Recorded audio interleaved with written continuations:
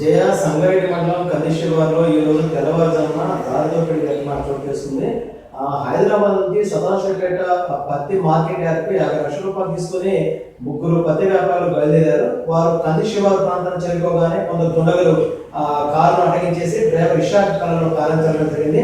ఆ వెంటనే కారు జప్తం చేయడంతో కారులో ఉన్నటువంటి ముగ్గురు వ్యాపారులు 50 లక్షల రూపాయలతో ఉన్నటువంటి ముగ్గురు వ్యాపారుల దగ్గర నుంచి వారిని బెదిరించి 50 లక్షల రూపాయలు తీసుకొని 11 దుండగులు వెళ్ళిపోవడం జరిగింది. అనంతరం స్థానిక పోలీస్ స్టేషన్ లో ఈ ముగ్గురు బాధితులు కూడా పోలీస్ స్టేషన్ లో కేసు నమోదు చేయడం జరిగింది. కొద్దిసేపటి క్రితమే ఎస్పీ సుమతి కూడా సంఘటన స్థానానికి వచ్చి పరిస్థితిని సమీక్షిస్తున్నారు. పోలీసులు మాత్రం కేసు నమోదు చేసి దర్యాప్తు చేస్తున్నారు. జయ అంటే ఇక్కడ పత్తి మార్కెట్ యార్డ్ ఉంది సదాశివపేట దగ్గర, సంగారెడ్డి దగ్గర ఉంది. సదాశివపేటలో పెద్ద పత్తి మార్కెట్ యార్డ్ ఉంది. ఆ మార్కెట్ యార్డ్ దగ్గర బయలుదేరిన వ్యాపారులు ఏదైతే తెల్లవారుజామున బయలుదేరి వెళ్తున్నారో అక్కడ కొనుగోలు చేయడం కోసం పత్తిని కొనుగోలు చేయడం కోసం వెళ్తున్నట్టుగా తెలుస్తుంది.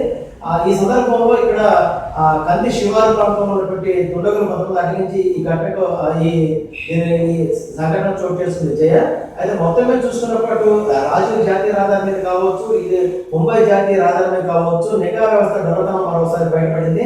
నిఘాను కట్టుదిట్టం చేస్తున్నాం, జాతీయ రహదారిపై ఎక్కడ దారి దోపిడీ జరిగినా అడ్డుకుంటామని చెప్తున్న పోలీసులు దీన్ని అడ్డుకోకపోవడంతో నిఘా వ్యవస్థతో మరోసారి నిఘా దొరకడం బయటపడింది.